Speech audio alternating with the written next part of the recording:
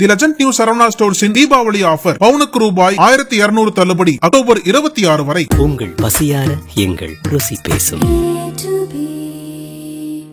GT Holidays, South India's #1 travel brand. You know you are special when you're with GT Holidays. Nakkeera நேயர்களுக்கு வணக்கம். இன்று நம்முடன் கருத்துக்களை பகிர்ந்து கொள்ள இணைந்திருக்கிறார் மனிதநேய மக்கள் கட்சியின் மாநில அமைப்பு செயலாளர் எழுத்தாளர் புதுமடம் ஹலீம் அவர்கள். வணக்கம் சார். வணக்கம். கரூர் கூட்ட நெரிசல் சம்பவம் இது தொடர்பான வழக்கு உச்சநீதிமன்றத்துக்கு போச்சு. இன்னைக்கு தீர்ப்புன்னு சொல்லியிருந்தாங்க. அதன்படி இன்னைக்கு தீர்ப்பு சொல்லியிருக்கிறாங்க. அதாவது சிபிஐக்கு மாற்றப்படுது. அந்த சிபிஐ விசாரணையை கண்காணிக்கிறதுக்கு ஓய்வு பெற்ற உச்சநீதிமன்ற நீதிபதி தலைமையில் குழு, அதில் 2 அதிகாரிகள் ஐபிஎஸ் அதிகாரிகள், அவர்கள் தமிழ்நாட்டை சாராதவர்கள் அப்படின்லாம் சொல்லியிருக்கிறாங்க. முதற்கட்டமாக இதை எப்படி பார்க்குறீங்க? அதாவது இப்போ நமக்கெல்லாம் தெரியும், அந்த 41 பேர் கொல்லப்பட்ட அந்த நிகழ்வுக்கு அப்புறம் மதுரை உயர்நீதிமன்றத்துடைய மதுரை கிளையில வழக்கு தொடர்ந்தாங்க. அதுல பொதுநல வழக்கு தொடரப்பட்டது. அது மட்டும் இல்லாம முன்ஜாமீன் வழக்கு தொடரப்பட்டது. அதே நேரத்துல சென்னை உயர்நீதிமன்றத்திலையும் வழக்குகள் தொடரப்பட்டன. இதன் அடிப்படையில இந்த நீதிமன்றம் தீர்ப்பு சொல்வதற்கு முன்பாகவே தமிழக அரசு ஓய்வு பெற்ற நீதியரசர் அருணா ஜெகதீஷன் தலைமையில ஒரு நபர் கமிஷனும் அமைச்சாங்க. இதற்கிடையில நீதியரசர் செந்தில்குமார் அவர்கள் பல்வேறு கேள்விகளை எழுப்பினாங்க. இதெல்லாம் நம்ம கடந்த காலங்கள்ல அந்த தீர்ப்பை பற்றி பேசினோம். குறிப்பா தாவேகாவை பற்றி பல்வேறு விமர்சனங்களை நீதிமன்றம் முன்வைத்தது. ஆனால் முன்ஜாமீன் மனுவை தள்ளுபடி பண்ணாங்க. சிபிஐ உடைய அந்த வழக்கு போகணுங்கிற அந்த கோரிக்கையை சென்னை உயர்நீதிமன்றம் தள்ளுபடி செய்தது. இன்னும் சொல்ல போனா ஐபிஎஸ் அதிகாரி அஸ்ரா கார்க் தலைமையில ஒரு எஸ்ஐடின்னு சொல்லக்கூடிய ஒரு ஸ்பெஷல் டீம் ஒன்றை வைத்து அவர்கள் அதை விசாரணை பண்ணணும், நீதிமன்றத்துடைய மேற்பார்வையில் நடக்கணும்னு சொல்லிலாம் தீர்ப்பு வழங்கினாங்க. இதெல்லாம் சென்னை உயர்நீதிமன்றமும் மதுரை உயர்நீதிமன்ற கிளையுடைய அந்த நீதிமன்ற தீர்ப்புகளின் அடிப்படையில இந்த 2 குழுக்களும் கிட்டத்தட்ட விசாரணையை முடித்து விட்டார்கள் என்று சொல்லப்படுகிறது. இது ஒரு பக்கம். ஆனால் இதை தாண்டித்தான் இன்னைக்கு தாவேகாவுடைய தலைவர்கள் உருவான ஆதவ அர்ஜுனா உச்சநீதிமன்றத்துக்கு போயிருக்காரு. முக்கியமானது முன்ஜாமீன் விஷயம்.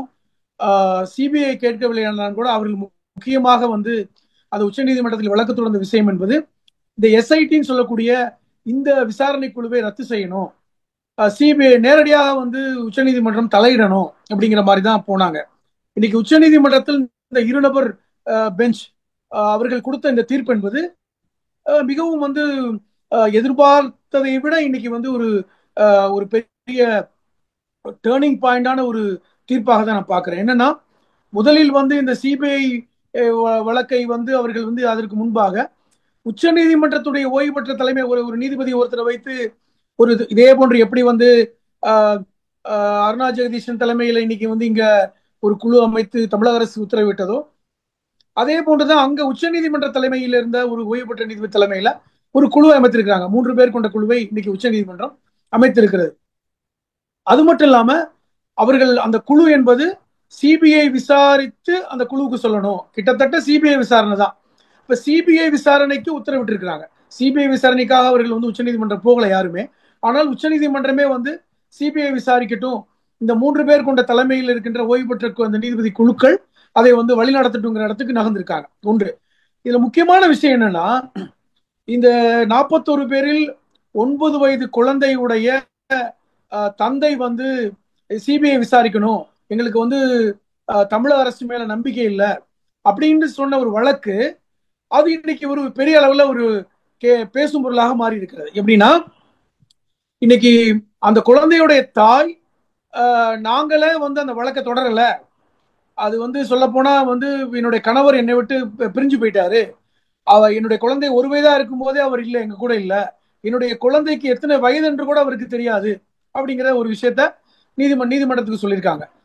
அதையும் தாண்டி அந்த குழந்தையுடைய தந்தையும் இந்த வழக்கை நானே தொடரவில்லை, என்கிட்ட அதிமுக காரங்க தான் கையெழுத்து வாங்கினாங்க, உங்களுக்கு வேலை வாய்ப்பு தரணும்னு சொல்லி வாங்கினாங்க அப்படின்னு சொல்லி இன்னைக்கு விஷயம் பேசப்படுகிறது. எப்படி இருந்தாலும் உச்சநீதிமன்றத்தை ஏமாற்றி இன்னைக்கு ஒரு பாதிக்கப்பட்ட ஒரு குடும்பத்தின் சார்பாக வழக்கு தொடர்ந்தது என்பது கூட இது உச்சநீதிமன்றத்தை ஏமாற்றிய ஒரு செயலாக இன்னைக்கு நீதிமன்றம் பார்க்கிறதா என்கிற செய்தி இன்னைக்கு வெளியே வரல. ஆனா இது ஏமாத்தி இருக்காங்க. இது தாவேகாவிற்கு ஒரு பெரிய பின்னடைவு அப்படிங்கிறதும் பார்க்கப்படுகிறது. நான் என்ன சொல்றேன்னா, இப்ப நீங்க உச்ச நீதிமன்றத்துடைய ஓய்வு பெற்ற நீதிபதி அஜய் ரஸ்தோகி அவர் தலைமையில தான் இன்னைக்கு உச்ச நீதிமன்றம் ஒரு குழுவை அமைத்திருக்கிறாங்க. அவருடைய பின்புலத்தையும் நீங்க பார்த்தீங்க என்றால் அந்த அஜய் ரஸ்தோகி அவர்கள் 4.5 வருடங்களாக உச்ச நீதிமன்றத்தில் நீதிபதியாக பணியாற்றியவர் தான். பல்வேறு தீர்ப்புகளை வழங்கியவர், 150க்கும் மேற்பட்ட தீர்ப்புகளை வழங்கியவர், ராஜஸ்தான் மாநிலத்தை சார்ந்தவர். அவர் கொடுத்த அந்த தீர்ப்பு, முக்கியமான தீர்ப்பை நான் ஒண்ணு சொல்லணும்னா நமக்கு ஞாபகப்படுத்துறேன். தலைமை தேர்தல் கமிஷனரை, தலைமை தேர்தல் அதிகாரியை நியமிக்கிறதுல உச்ச நீதிமன்றம் ஒரு தீர்ப்பு வழங்கினாங்க. ஓய்வு பெற்ற நீதிபதி ஜோசப் குரியன் அவருடைய தலைமையில 5 பேர் கொண்ட பெஞ்ச் ஒரு தீர்ப்பை வழங்கினாங்க. அந்த 5 பேர் கொண்ட பெஞ்சில் இப்போது இந்த விசாரணை நடத்த போகின்ற இந்த அஜய் ரஸ்தோகியும் இருந்தார் 5 பேர் கொண்ட பெஞ்சில். பிரதமர், எதிர்கட்சி தலைவரோடு உச்ச நீதிமன்ற நீதிபதியும் இருக்கணும், தலைமை நீதிபதியும் ஒரு உறுப்பினராக இருக்கணும். இந்த 3 பேரும் சேர்ந்துதான் தலைமை தேர்தல் கமிஷனரை தேர்ந்தெடுக்க வேண்டும் என்று ஒரு தீர்ப்பு வழங்கினாங்க. அதுக்கப்புறம் பாராளுமன்றத்தில் பாஜக அரசு ஒரு சட்டம் முன்வடிவை கொண்டு உச்ச நீதிமன்ற நீதிபதிக்கு பதிலாக ஒரு கேபினெட் மினிஸ்டர் இருக்கலாம் அப்படின்னு சொல்லி இன்னைக்கு உள்துறை அமைச்சர் தான் உறுப்பினராக இருக்காங்க. இன்னைக்கு பிரதமரும் உள்துறை அமைச்சரும் யாரை முடிவு பண்றாங்களோ அவங்க தான் தேர்தல் கமிஷனர். இது ஒரு பக்கம். ஆனால் உச்ச நீதிமன்றம் ஒரு பக்கம் இப்படி கொடுத்தா கூட இன்னைக்கு விஜயுடைய அரசியல் வாழ்க்கையை நீங்க பார்க்கணும். நீங்க பாருங்களேன், இப்போ நம்ம ஏற்கனவே பேசியிருக்கோம், கொஞ்சம் கொஞ்சமாக விஜயை நகர்த்தி சிபிஐக்குள் கொண்டு போய் விடுவாங்க அப்படின்னு பேசியிருக்கோம். சிபிஐக்குள் விஜய் சிக்க வைத்து விட்டால் அவர் நேரடியாக ஒரு தங்களுடைய எல்லாவற்றையும் அவர் சிபிஐ உடைய சார்ந்து இருக்கக்கூடிய ஒரு சூழலுக்கு வரும். ஒன்றிய அரசு ஈஸியாக விஜயை தன் சொல் பேச்சுக்கு கேட்க வைத்து விடும் என்றெல்லாம் பல்வேறு நபர்கள் பேசுறாங்க. இன்னைக்கு பாருங்களேன், இன்னைக்கு ஒரு நபர் கமிஷன், அருணா ஜெகதீசன் அவர்கள் ஒரு நபர் கமிஷன் அந்த தமிழ்நாடு அரசு உடனே அந்த பிரச்சனை நடந்த அன்றே அறிவித்தாங்க. அவங்க கிட்டத்தட்ட விசாரணை முடிச்சுட்டாங்க. அவர்கள் தமிழக அரசுக்கு இன்னைக்கு அந்த அவருடைய ஆய்வை இன்னைக்கு சொல்ல போறாங்க. உயர்நீதிமன்றம், சென்னை உயர்நீதிமன்றம் அஸ்ராகார் தலைமையில ஒரு குழுவை அமைத்து அதை விசாரிச்சுட்டு இருக்காங்க. அதுக்குமே எனக்கு தெரிந்த 50 விழுக்காடுக்கு மேல விசாரணை முடிச்சுட்டாங்க. ஆனால் இன்னைக்கு உச்ச நீதிமன்றம் அவங்க ஒரு உத்தரவு போட்டு இன்னைக்கு அஜயோட அவருடைய தலைமையில, முன்னாள் உச்ச நீதிமன்ற தலைமையில உச்ச நீதிமன்றத்தின் நீதிபதி தலைமையில ஒரு குழு அமைச்சு இன்னைக்கு விசாரணை ஆரம்பிச்சிருக்காங்க. அதுல முக்கியமா அவங்க என்ன சொல்லியிருக்காங்கன்னா, இந்த குழுவில் தமிழ்நாட்டை சார்ந்தவர்கள் யாரும் இருக்கக்கூடாது. என்ன நம்ம புரிஞ்சுக்கோன்னா, தமிழ்நாட்டை சார்ந்தவர்கள் இருந்தால் ஒரு அந்த விசாரணையை முழுமை அடையாது அல்லது சரியா இருக்காதுன்னு நினைக்கிற அளவுக்கு இன்னைக்கு அவங்க ஒரு விஷயத்த சொல்லியிருக்காங்க. இதுதான் நம்ம முக்கியமா பார்க்கணும்.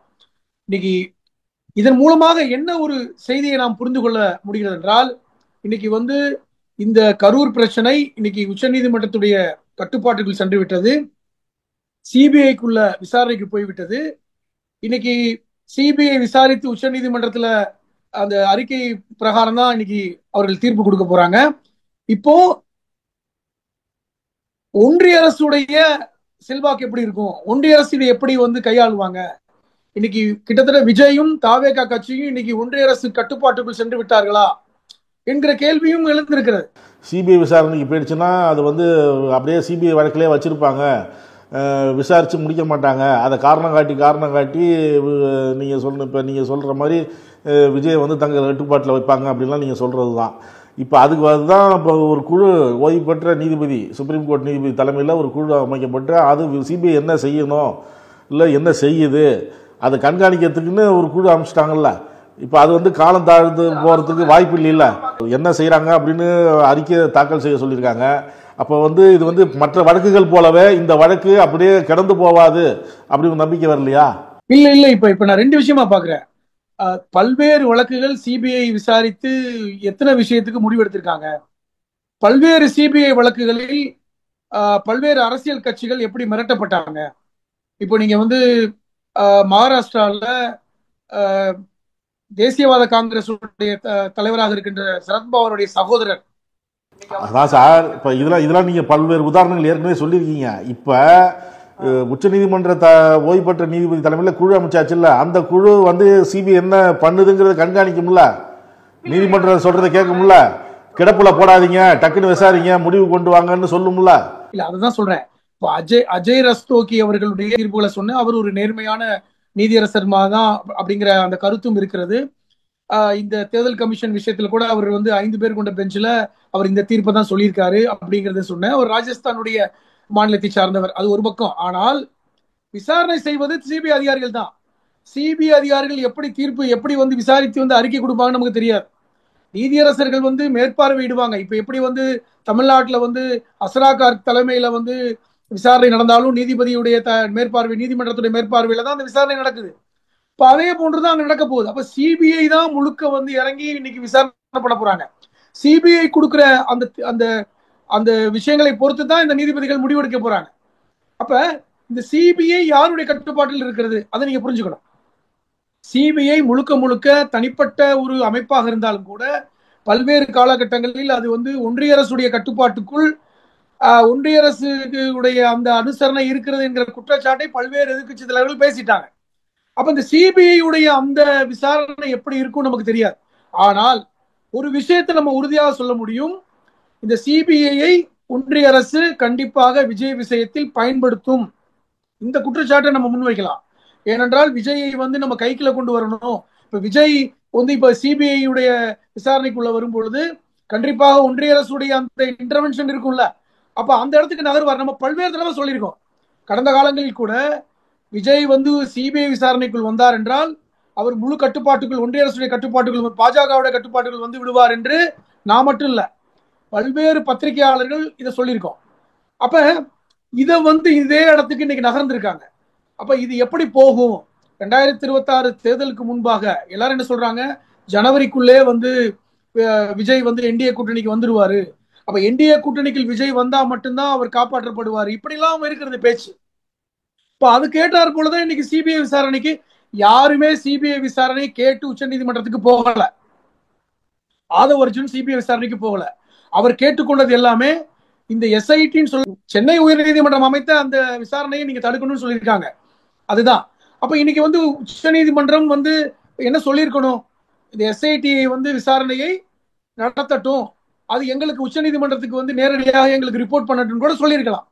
அப்ப அவர்களுக்குமே இன்னைக்கு என்ன நம்பிக்கை இல்லைன்னா, இந்த நாங்கள் அமைத்திருக்கின்ற இந்த குழுவில் ஈவன் சிபிஐல கூட தமிழகத்தை சார்ந்த யாரும் இருக்கக்கூடாது அப்படின்னு சொல்லியிருக்காங்க. நான் அதை தான் பாக்குறேன். இந்த 3 பேர் கொண்ட அந்த குழுவிலும் தமிழகத்தை சார்ந்த நீதிபதிகள் இல்ல, சிபிஐ விசாரணையில் கூட தமிழகத்தை சார்ந்த அதிகாரிகள் இருக்கக்கூடாது என்றால், இப்ப தமிழகத்தை சார்ந்த அதிகாரிகள் விஜய்க்கு எதிராக பயணப்படுவாங்களா? அப்படி புரிஞ்சுக்கலாமா? இப்ப தமிழகத்தை சார்ந்தவர்கள் விஜய்க்கு எதிராக காயம் நடத்துவார்களா? விஜய்க்கு எதிரான ஒரு விசாரணையை நடத்துவாங்களா? இப்ப உச்சநீதிமன்றம் அந்த மாதிரி ஒரு தயக்கத்தையும் பயத்தையும் வெளிப்படுத்துதா? அப்படிங்கிற ஒரு பார்வை பார்க்கப்படுதுல. இது நம்ம எப்படி எடுத்துக்கிறது? அப்ப நீங்க சிபிஐ விசாரிச்சு சொல்லட்டும் அப்படின்னு நீங்க சொல்றீங்க. சிபிஐ தானே விசாரிச்சு சொல்லட்டும், உச்சநீதிமன்ற நீதிபதி அஜய் ரஸ்தோகி தலைமையில அந்த குழு அமைச்சு இருக்காங்க, அவங்க பார்த்து சொல்லட்டும்னு சொல்றீங்களே, அதே நீதிமன்றம் ஏன் தமிழகத்தை சார்ந்தவர்கள் அந்த குழுவில் இருக்கக்கூடாதுன்னு சொல்றாங்க? அது என்ன அச்சம்? அப்ப இது நம்ம ஒரு பார்க்க வேண்டிய ஒரு செய்தி. அதனாலதான் நம்ம அச்சப்படுறோம். சிபிஐ பிடிக்குள் விஜய் சிக்கி இருக்கிறார் என்கிற இடத்துக்கு நம்ம நகர்ந்திருக்கு. நீதிமன்றமே நியமித்தால் கூட இன்னைக்கு சிபிஐ பிடிக்குள் விஜய் சிக்கி இருக்கிறார் என்பதன் மூலமாக பாஜக பிடிக்குள் தாவேகா விஜய் சிக்கி இருக்கிறார்கள் என்று. அதுல முக்கியமா இந்த குழந்தை விஷயத்துல 9 வயது குழந்தை இறந்து போனவுடைய தாயும் தந்தையும் இன்னைக்கு நாங்க வழக்கு போடல, எங்கள்ட்ட கையெழுத்து வாங்கி போயிருக்காங்கன்னு சொல்றது மூலமாக இன்னைக்கு விஜய் மேல இன்னைக்கு ஒரு பெரிய ஒரு குற்றச்சாட்டு முன்வைக்கப்பட்டிருக்கு. அதாவது அதையும் விசாரிக்கும் சொல்லியிருக்காங்களே நீதிபதிகள், அதையும் சிபிஐ விசாரிக்கும். இப்ப அதை எப்படி நீதிமன்றம் அணுகும்? நீங்க உச்ச நீதிமன்றத்தை ஏமாத்திருக்கீங்க, யாரு வேணாலும் கையெழுத்து வாங்கட்டும், அதை நீங்க விசாரிக்காம ஒரு 9 வயது குழந்தை மரணத்துக்கு இந்த சிபிஐ விசாரணை வேணுங்கிற மாதிரியான எங்களுக்கு இங்க நம்பிக்கை இல்லை தமிழக அரசு மேலன்னு சொல்லிட்டு நீங்க போயிருக்கீங்க. அவங்க 2 பேரும் இன்னைக்கு நீதிமன்றத்திலே சொல்லியிருக்காங்க, நாங்க இதுக்கு இந்த உச்ச நீதிமன்றத்தை நாடவே இல்லை என்று. அப்ப இந்த ஏமாற்று வேலை என்பது ஒரு கிரிமினல் அஃபென்ஸாக நீதிமன்றம் பார்க்குமா? அது இன்னைக்கு விஜய்க்கு ஒரு பெரிய நெருக்கடியை கொடுக்குமாங்கிற பார்வையும் பார்க்கப்படுகிறது. எப்படி இருந்தாலும் இன்னைக்கு சிபிஐ உடைய விசாரணை வளையத்திற்குள் இன்னைக்கு இந்த கரூர் மேட்டர் வந்திருக்கிறது. கிட்டத்தட்ட ஒன்றிய அரசுடைய கட்டுப்பாட்டிற்குள் இந்த விஜயும் தாவேகாவும் இன்னைக்கு உள்ளே கொண்டு வரப்பட்டிருக்கிறார்கள் என்பதை போன்ற ஒரு தோற்றமும் ஏற்பட்டிருக்கிறது. அது அடுத்து வருகின்ற நிகழ்வுகள், இன்னைக்கு விஜய் அதை எப்படி பார்ப்பாரு, ரெண்டாவது வந்து சிபிஐ எப்படி விசாரிக்கும், சிபிஐ அதை உடனடியாக விசாரித்து வழக்கை வந்து முடித்து வைக்குமா, அல்லது அந்த அறிக்கையை உச்சநீதிமன்றத்துக்கு கொடுக்குமா, அல்லது கிடப்பில் போடுவார்களா? ஏன்னா பொதுவாக வந்து சிபிஐ வைத்து உடனடியாக வந்து விசாரிக்காமல் கொஞ்சம் கிடப்பில போட்டு தேர்தல் கூட்டணி வரைக்கும் அவர்களை மிரட்டுவதற்கு ஒன்றிய அரசு பயன்படுத்துமா என்பதெல்லாம் பார்க்க வேண்டியிருக்கிறது. அப்ப சிபிஐ வேகம் எடுக்கிறதா அல்லது ஸ்லோவாக செயல்படுகிறதா என்பதை பொறுத்து தான் ஒன்றிய அரசுடைய கட்டுப்பாட்டுக்குள் விஜய் வந்திருக்கிறாரா என்பதை போன்ற ஒரு அனுமானத்தை நாம வந்து எடுக்க முடியும் என்று நான் சொல்றேன். ஓகே சார், நீங்க சொல்ற மாதிரி பொறுத்து வந்து பார்ப்போம். கருத்துக்களை பகிர்ந்து கொண்டதற்கு நன்றி. நன்றி நன்றி நன்றி. நக்கீரன் டிவிக்கு சப்ஸ்கிரைப் செய்யுங்கள். உங்கள் ஆதரவே எங்கள் பலம். ஆசிரியர்களுக்கு நண்பனாகவும் மாணவர்களுக்கு ஆசானாகவும் திகழும் தேர்வு வழிகாட்டி. ஒவ்வொரு பாடத்திற்கும் அனுபவமிக்க ஆசிரியர்களின் துல்லியமான தெளிவான விடைகள். CNC இருக்கு, தேர்வு பயம் எதற்கு? இது தீரன் பப்ளிஷிங் ஹவுஸ் விற்பனை வெளியீடு.